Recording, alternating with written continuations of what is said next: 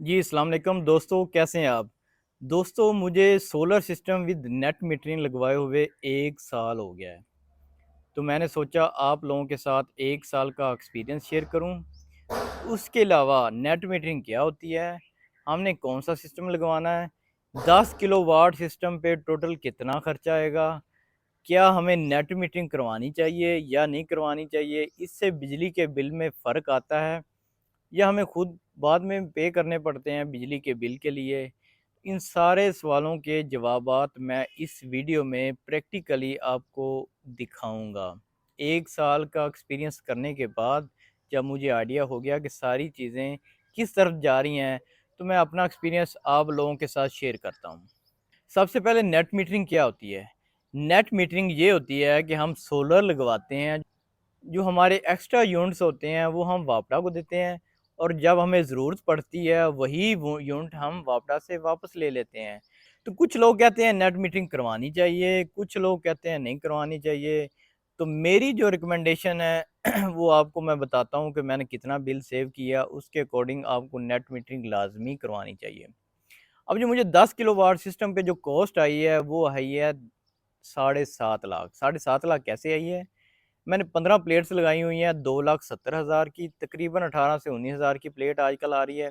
जो कॉस्ट 1 साल पहले आई थी, अब भी वही कॉस्ट आ रही है। जो मैंने इन्वर्टर लगवाया है सोलिस का ऑन ग्रिड 10 किलोवाट, वो लगाया है 2.5 लाख का। जो 15 प्लेट्स पे स्टैंड्स लगे हैं, वो स्टैंड्स लगे हैं बिल्ट इन, जिसे हम L2, L3 एंड L4 कहते हैं। हम वेल्डिंग करके नहीं लगवाते बल्कि बिल्ट इन मार्केट से लेके आते हैं, वो मैंने लगवाए हैं। तो 15 प्लेट्स पे वो तकरीबन 40,000 के लगे हैं। वो स्टैंड बहुत अच्छे होते हैं, ना उनको ज़ंग लगता है, ना वो टूटते हैं, ना वेल्डिंग करने की ज़रूरत होती है। उन स्टैंड्स का हम एंगल ईज़िली एडजस्ट कर सकते हैं। इसलिए आप ट्राई करें कि जो बिल्ट इन है वो सस्ते भी पड़ जाते हैं और ड्यूरेबल भी होते हैं, अब वो यूज़ करें। अच्छा जी, उसके बाद बिल कैलकुलेशन की तरफ आते हैं कि नेट मीटरिंग का आखिर हमें फ़ायदा हो रहा है कि नहीं हो रहा। नेट मीटरिंग ऐसा होता है कि अगर हम 100 यूनिट्स डेली के बन रहे हैं, उसमें हमारे 70 यूज़ हो रहे हैं, बाकी जो 30 बचेंगे वो हम वापडा को भेज देंगे और रात टाइम जब हमें ज़रूरत पड़ेगी वो 30 हम वापडा से वापस ले लेंगे। इस तरह हमारा जो बिल है वो ज़ीरो ज़ीरो हो जाएगा। सुबह फिर हम हमारे यूनिट्स बन रहे होंगे वो यूज़ कर लेंगे, वापडा को जो देंगे वो हम वापस ले लेंगे। बस यूनिट्स का फ़र्क वहाँ पे आ जाता है, एक होते हैं पी कार्स और एक होते हैं ओपी कार्स। पी कार्स आजकल जो चल रहे हैं वो चल रहे हैं 6 बजे से लेकर 10 बजे तक। 6 से 10 तक क्या है, वापडा आपको अगर 1 यूनिट देता है तो आपने पौने 2 यूनिट वापडा को वापस देने हैं। अगर हम वापडा से 100 यूनिट लेते हैं तो वापडा को हमें पौने 200 यूनिट वापस करने पड़ेंगे पी कार्स। बाकी जो आर्स हैं हम जितने वापडा को देंगे उतने वापडा से ले लेंगे। हमारा मंथ के एंड पे कैलकुलेशन हो जाएगी और आप इतना सिस्टम लगाएं जितना आप यूज़ करने के बाद वापडा को दें, वापडा से लें और आपका बिल ज़ीरो आ जाए। अब मेरा जो 10 किलोवाट का सिस्टम है, इस पे मैं जो चीज़ें चला रहा हूँ वो चला रहा हूँ। एक एसी है, 2 बड़ी फ्रिजेज़ हैं, 2 लाल पंप हैं और एक जो पंप है वो तो बहुत ज़्यादा चलता है। आपको ये नज़र आ रहा होगा मेरे लेफ़्ट और राइट पे बड़े-बड़े लॉन्स हैं। इन लॉन्स पे पानी गर्मियों में बहुत ज़्यादा यूज़ होता है, इसलिए एक पंप तो मेरा बहुत ज़्यादा चलता है। उसके अलावा घर के अंदर 7 से 8 जो सीलिंग फैन्स हैं, 2 इस्त्री हैं, इन सारी चीज़ों का मिल मिला के जो मेरा बिल है मंथली, वो तकरीबन ज़ीरो है। सिर्फ़ मुझे 500-700 जो फ़ीस चार्जेज़ हैं वो डलते हैं। तो क्योंकि मेरा जो डेली के यूनिट बन रहे हैं वो 40 से 45 यूनिट बन रहे हैं। जो डेली का मेरा यूसेज है वो 30 से 35 यूनिट है। बाकी जो 15-20 यूनिट बच गया है वो मैं वापडा को भेज देता हूँ। मैं वापडा से रात को मैं वापस ले लेता हूँ। इसी तरह जो मेरा बिल है वो तकरीबन ज़ीरो हो जाता है। तो 1 साल बाद जो मेरा सेव हुआ है बिल की वजह से, वो तकरीबन मेरा जो मंथली बिल था वो 30 से 35,000 था। 30 अब एवरेज अगर 30 भी लगाएँ, 30 को 12 से मल्टीप्लाई करें तो 3,60,000, 3,60,000 1 साल के अंदर मैंने बचाया है और जो टोटल मेरा खर्चा आया है वो 7.5 लाख आया है। 2,70,000 की प्लेट्स, 2.5 लाख का इन्वर्टर, 40 से 50 हज़ार के स्टैंड, ब्रेकर, वायर्स और इंस्टॉलेशन डाल के 60-70 हज़ार, तकरीबन 7.5 लाख। और जो 1 साल का मैंने सेव किया है वो 3.5 लाख, 3,60,000 सेव किया है। तो यानी इसी तरह 2 सालों में जो मैंने इन्वेस्टमेंट की है सोलर प्लेट्स नेट मीटरिंग पे, वो मेरी रिकवर हो जाएगी और 2 साल के बाद मेरी बिजली बिल्कुल फ्री होगी। ना सोलर की प्लेट मुझे लगवानी पड़ेगी और ना बिल पे करना पड़ेगा। अब आते हैं जी, मैंने जो नेट मीटरिंग के लिए जो मीटर है, ग्रीन मीटर है, वो कितने का लगवाया है। तो ग्रीन मीटर का फाइल बनने के साथ साथ तकरीबन उस पर खर्चा 1 लाख आया और उस पर जो दिन लगे हैं वो 15 से 20 दिन लगे हैं। और जो लोड मैंने अप्रूव करवाया है वो 7 किलोवाट है। 7 किलोवाट पे तकरीबन 10 किलोवाट का सिस्टम आप लगवा सकते हैं, क्योंकि जितना लोड अप्रूव होता है उससे 1.5 टाइम ज़्यादा आप लोड डाल सकते हैं या उससे ले सकते हैं। इसके साथ जो मज़े की बात है वो मैं इलेक्ट्रिक हॉट प्लेट यूज़ कर रहा हूँ। जो पहले ज़माने में हीटर होता था, अब इलेक्ट्रिक हॉट प्लेट है।